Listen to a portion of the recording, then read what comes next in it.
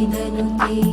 पङ्कजवासिनि देवसुपूजित सद्गुणवर्षिणि शान्तियुते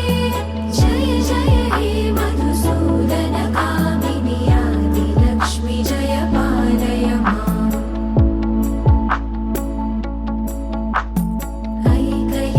ऐकैकल्मषनाशिनि कामिनि वैदिकरूपिणि वेदमये